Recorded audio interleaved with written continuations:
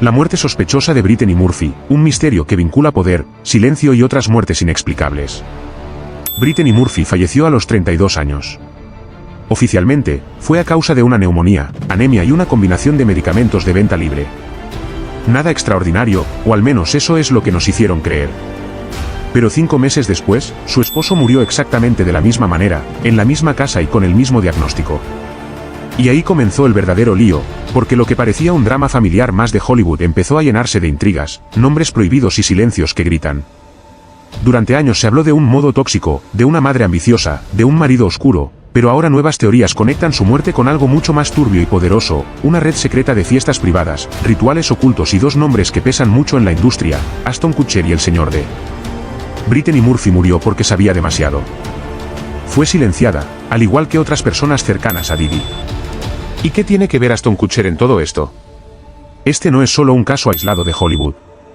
Es un rompecabezas oscuro, incómodo y quizás demasiado grande para ser una casualidad. Pero antes de adentrarnos en el corazón de esta historia, quiero que te preguntes algo, ¿qué se necesita para que una muerte deje de ser una tragedia personal y se convierta en un encubrimiento? Una estrella con luz propia. Antes de convertirse en un fantasma en los pasillos de Hollywood, Brittany Murphy era una promesa con luz propia.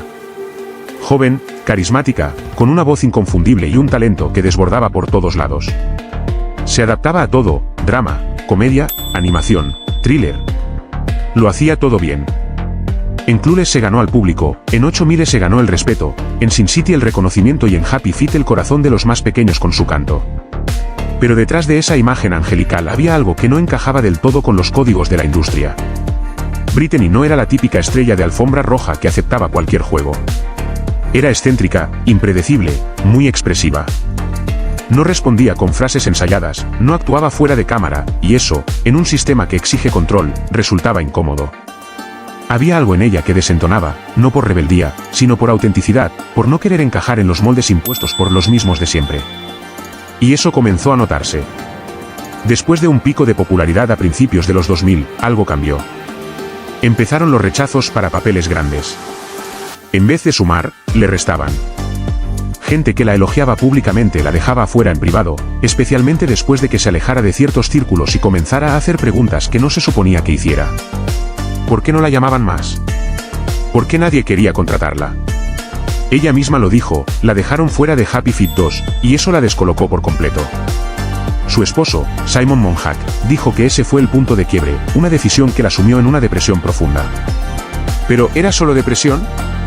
El motivo de sus problemas emocionales parecía ser más bien un apagón selectivo, una desconexión repentina del sistema, como si alguien quisiera borrarla sin hacer ruido. La puerta peligrosa. Ashton Kutcher y el círculo de Didi.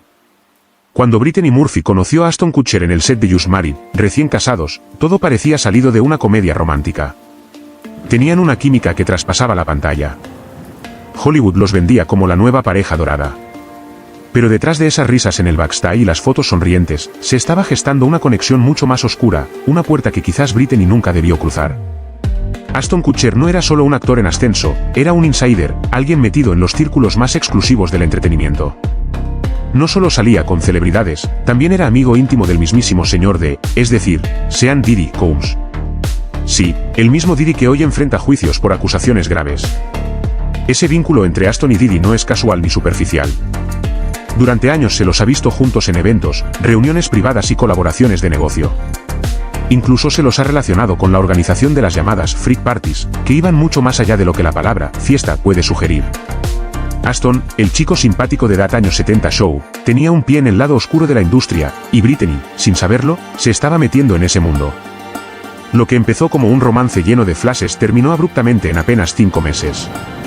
Se dijo que Ashton la había engañado con Demi Moore y que ese fue el final. Pero el verdadero punto de inflexión fue mucho más complejo. Según fuentes cercanas, Brittany habría empezado a notar cosas raras, comentarios, actitudes, ausencias sospechosas. Habría comenzado a hacer preguntas que no convenía hacer. Y aquí viene lo más incómodo, después de su muerte, Ashton se quedó callado. No solo evitó hablar públicamente sobre Brittany, sino que jamás dio declaraciones contundentes sobre cómo fue esa etapa de la relación.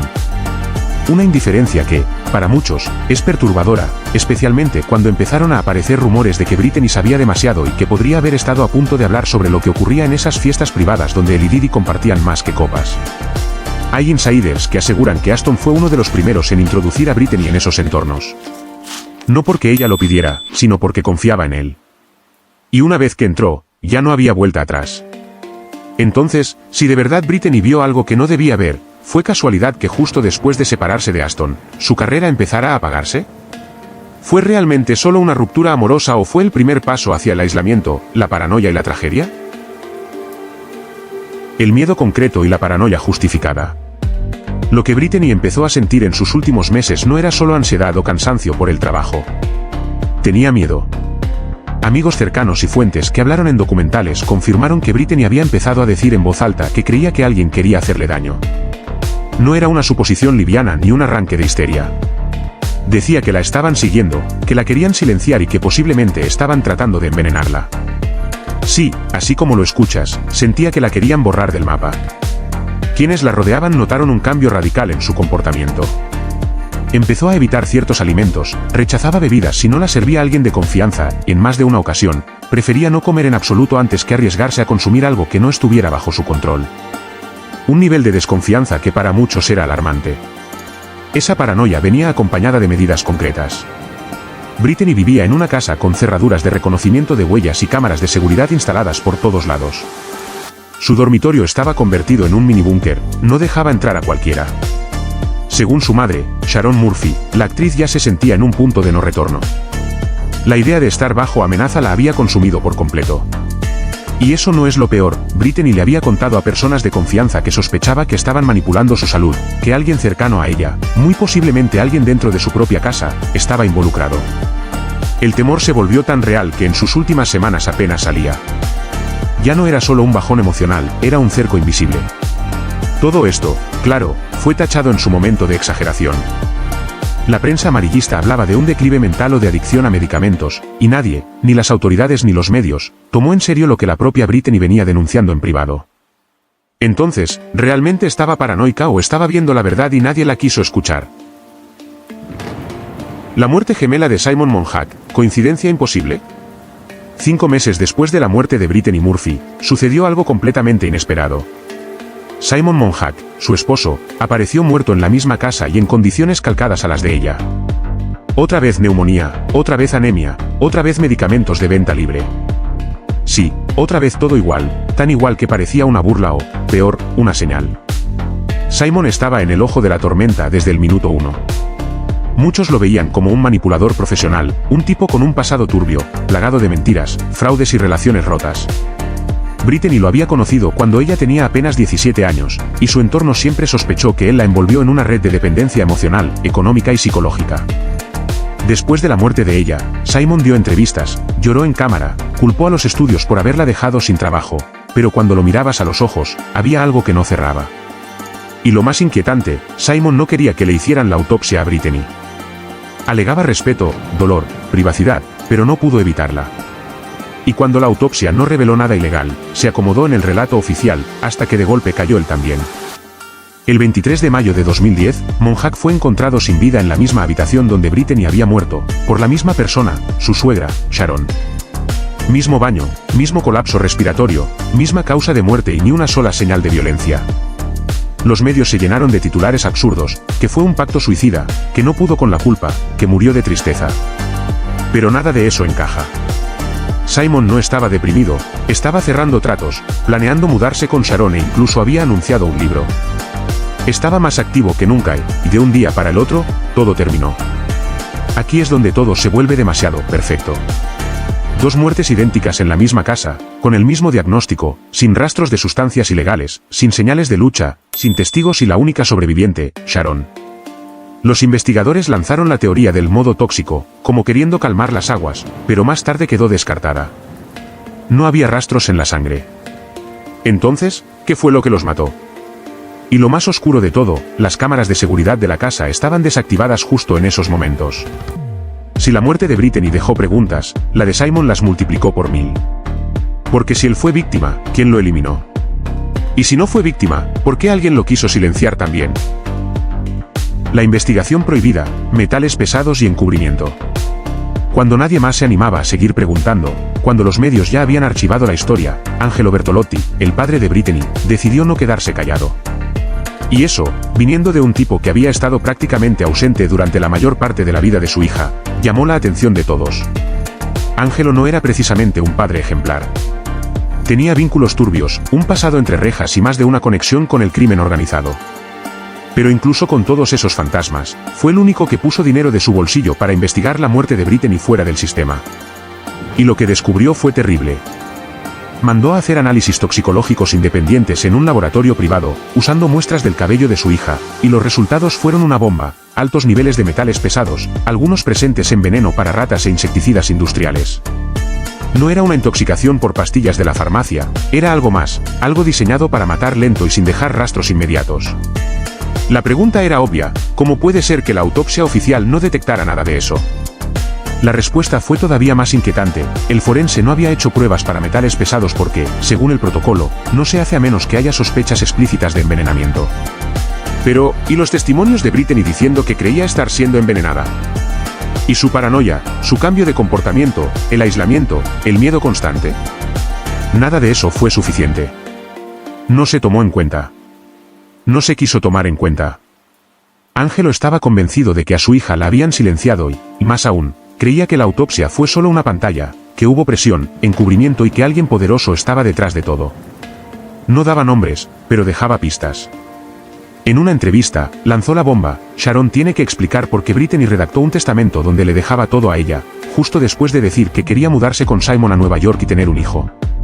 A eso le sumó otro dato perturbador: Sharon subastó parte de las pertenencias personales de Brittany, incluyendo ropa interior y hasta su pasaporte, a los pocos meses de su muerte. Y, mientras tanto, vivía en la misma casa, compartiendo techo con Simon, hasta que él también murió. Angelo denunció públicamente que Sharon tenía mucho que explicar, que era la única que había salido beneficiada y que el sistema había mirado para otro lado. Pero las autoridades salieron al cruce, calificaron sus dichos de ridículos y argumentaron que los metales hallados en el cabello podrían provenir de tinturas o cosméticos. A Sharon también le dieron espacio para defenderse. Escribió una carta pública donde lo llamó delirante, desquiciado, y aseguró que su única motivación era ensuciarla. Y así se cerró todo, sin reapertura del caso, sin pruebas nuevas aceptadas, sin investigación oficial. Silencio total y estratégico. Angelo murió en 2019 sin respuestas, pero antes de irse dejó en claro que creía en una conspiración mayor, que Brittany no murió por neumonía, ni por anemia, ni por medicamentos, que la mataron y que la razón era algo que ella sabía, algo que vio, algo que nunca debió haber presenciado. El patrón que se repite: Kim Porter y otras novias en la mira. Hasta aquí todo ya sonaba extraño, pero cuando el nombre de Kim Porter entró en escena, lo que parecía una tragedia aislada empezó a mutar en algo mucho más grande y turbio. Kim Porter fue modelo, actriz y madre de 3 hijos de Didi. Estuvieron juntos durante más de una década, aunque su relación fue irregular. Kim era una de las pocas personas que conocía a Didi de verdad por dentro. Sabía lo que pasaba en sus fiestas, en sus círculos, en su entorno íntimo. En noviembre de 2018, Kim murió repentinamente. La causa: neumonía. Otra vez igual que Brittany, misma edad, misma muerte súbita, mismo diagnóstico oficial, y lo más inquietante, mismo silencio en torno a lo que pasó realmente. ¿Es casualidad o un patrón que se repite? Según reportes de medios norteamericanos, Kim venía diciendo en voz baja que se sentía perseguida, que temía por su vida. ¿Te suena? Y lo que llama la atención es cómo la historia de Kim se calca con la de Brittany Murphy. Las dos mujeres se distanciaron de hombres poderosos, las dos comenzaron a expresar miedo, las dos dijeron estar siendo observadas y, momentos después, fallecieron de forma misteriosa por una neumonía sin complicaciones, siendo mujeres jóvenes y sanas. ¿Y sabes qué es lo más retorcido? En los dos casos, las familias denunciaron irregularidades y los cuerpos presentaban signos de posibles intoxicaciones previas. Y en los dos casos, el sistema cerró la carpeta sin dudar. A este punto, cuesta creer que no se trata de una jugada para proteger a los más poderosos. Y ahí aparece otra vez el nexo: Didi, el hombre vinculado a Kim Porter, el hombre del que Brittany habría empezado a hablar, el hombre que comparte pasado, fiestas y secretos con Ashton Kutcher, el ex de Brittany. Ya no son líneas sueltas, son puntos que se conectan y cada vez forman un dibujo más claro y más peligroso. Profundizando el misterio, ¿otras novias de Ashton Kutcher? Pero el patrón de muertes sospechosas alrededor de figuras poderosas no se detiene ahí. Aunque la relación más pública de Ashton Kutcher fue con Brittany Murphy, circulan rumores persistentes sobre otras mujeres vinculadas a él que también encontraron finales trágicos o misteriosos. Es crucial aclarar que estas conexiones a menudo son indirectas y tejidas a través del mismo entorno social de fiestas de alto nivel y círculos de influencia. Una de las figuras mencionadas en este contexto es Heath Ledger, aunque no es una novia, su muerte por intoxicación accidental en 2008 sacudió a Hollywood. Ledger estaba en una red social que incluía a varias de las mismas figuras, y su muerte, oficialmente accidental, ha sido objeto de teorías similares sobre encubrimientos. Sin embargo, no hay evidencia directa que lo vincule románticamente con Kutcher. Más intrigante es el caso de Honey Lane, la fallecida vocalista de Warrant, quien estuvo brevemente vinculada socialmente a círculos de Hollywood, aunque, nuevamente, sin una conexión directa con Kutcher. El patrón aquí no es necesariamente de relaciones románticas directas, sino de presencia en los mismos círculos sociales cerrados y de alto poder donde, según múltiples testimonios anónimos y reportes de investigación, se desarrollaban actividades de alto riesgo y se exigía lealtad absoluta. La muerte de Brittany Murphy destaca porque ella sí tuvo una relación íntima y pública con Kutcher, y porque su posterior caída en desgracia coincide temporalmente con su distanciamiento de esos círculos y sus intentos de hablar. La inclusión de Kim Porter en esta narrativa refuerza la idea de que no se trataba de individuos aislados, sino de un modus operandi, mujeres que, tras tener acceso a información privilegiada y potencialmente comprometedora sobre figuras poderosas, comienzan a sentir miedo. Expresan su intención de revelar secretos y mueren repentinamente con causas oficiales que no convencen a sus seres queridos. Fiestas, rituales y el sistema que silencia. Brittany Murphy y Kim Porter eran dos mujeres jóvenes y talentosas que sabían demasiado y estaban por contarlo. Estaban envueltas en un mismo rumor, rituales secretos en fiestas de alto nivel, organizadas o toleradas por algunos de los hombres más poderosos del entretenimiento. Y no lo digo yo, lo dijeron insiders, medios alternativos e incluso una medium llamada Sloan Bella, que trabajó con familias de celebridades. Sloan aseguró públicamente que tanto Kim como Brittany fueron víctimas de un sistema que va mucho más allá de la fama, un entramado oculto donde se hacen reuniones privadas que poco tienen de festivas y mucho de rituales simbólicos, consumo extremo y manipulación. Según sus palabras, esas fiestas no eran solo lugares de excesos, eran eventos con un componente espiritual deformado donde se cosechaba energía de personas jóvenes. Otros testimonios anónimos que llegaron a la prensa en los últimos años hablaban de cámaras ocultas, contratos de silencio y celebridades que eran usadas como peones para atraer a nuevas víctimas. Kim Porter estaba escribiendo un libro donde planeaba contar todo. Iba a hablar sobre los rituales privados de ciertas figuras de poder en la industria, sobre relaciones forzadas, sobre lo que se escondía detrás del brillo y el champán. Un testimonio que iba a exponer todo lo que había visto durante sus años junto al señor de nombres, lugares, fechas. Ese libro nunca salió. Ella murió antes de terminarlo. Y Brittany, según algunos reportes filtrados, también estaba empezando a recopilar cosas. Había hablado con personas cercanas a Ashton, se había dado cuenta de que esas fiestas en las que alguna vez participó como acompañante de confianza escondían algo mucho más perverso, y justo antes de morir estaba empezando a contar lo que sabía. Lo más aterrador es esto, tanto Kim como Brittany dejaron señales claras de que se sentían en peligro, pero nadie las protegió, nadie las escuchó. Y cuando murieron, el relato oficial fue tan rápido, tan limpio y tan conveniente que pareció escrito por una productora. Toda mención a un ritual o a un envenenamiento era tachada de teoría conspirativa. Pero si los que hablaron están muertos y los que siguen vivos se niegan a abrir la boca, algo hay. Los silencios que gritan, Ashton Kutcher y Diddy. En cualquier historia trágica, hay algo que pesa tanto como los hechos, lo que no se dice. Y en el caso de Brittany Murphy, los silencios no solo son incómodos, son directamente ensordecedores. Porque Ashton Kutcher y Diddy, centrales en esta red de vínculos y sospechas, optaron por la estrategia más vieja del manual del poder, desaparecerse, callarse y dejar que el tiempo haga su trabajo. Empecemos por Ashton. Fue pareja de Brittany. Compartieron pantalla, proyectos, intimidad. Durante un tiempo fueron inseparables, y, como ya contamos, cuando ella murió, su reacción fue nula, como si ella no hubiera existido. Y esto no es solo una observación sensacionalista, es un dato que incluso fans y colegas señalaron durante años. Mientras otras figuras de Hollywood salían a expresar dolor, Ashton se mantuvo al margen. Cuando fue consultado por la prensa, se refugió en evasivas o frases hechas. Algunos podrán decir que estaba procesando el duelo de manera privada. Todo es posible, pero el silencio, en este contexto, deja olor a estrategia. Diddy, por su parte, ha estado en el ojo de múltiples tormentas. La lista de nombres que lo rodearon y terminaron mal es tan larga como turbia. Desde las muertes de Tupac y Biggie, con quienes tuvo vínculos complejos, pasando por acusaciones de todo tipo, hasta las fiestas donde, según testigos, se manipulaba a gente vulnerable a cambio de favores, contratos o silencio. Y en todos esos casos, la fórmula se repite, él nunca dice nada. No lo niega, no responde, no enfrenta. Simplemente borra el historial y sigue. Cuando murieron Kim Porter y Brittany Murphy, Diddy jamás hizo una declaración que explicara su vínculo con ellas. Y eso que en ambos casos tenía conexión directa o a través de terceros como Aston. No hubo duelo público, no hubo pronunciamiento. Hubo blindaje. ¿Y qué pasa cuando dos personas con tanto poder optan por el mismo recurso al mismo tiempo? Pasa que el silencio ya no suena a respeto, suena a ocultamiento. Esto no es una acusación directa, es una observación sostenida en hechos, múltiples muertes rodeadas de dudas, conexiones ocultas, pruebas desestimadas y dos protagonistas que, cuando podrían hablar, eligen esconderse. Y en Hollywood, el silencio nunca es inocente. Es una táctica. Porque cuando el ruido empieza a acercarse a la verdad, los que más tienen que perder son los primeros en callarse. Conclusión, una enfermedad más grande. La muerte de Brittany Murphy no fue solo una tragedia, fue una señal de alerta que casi nadie quiso leer.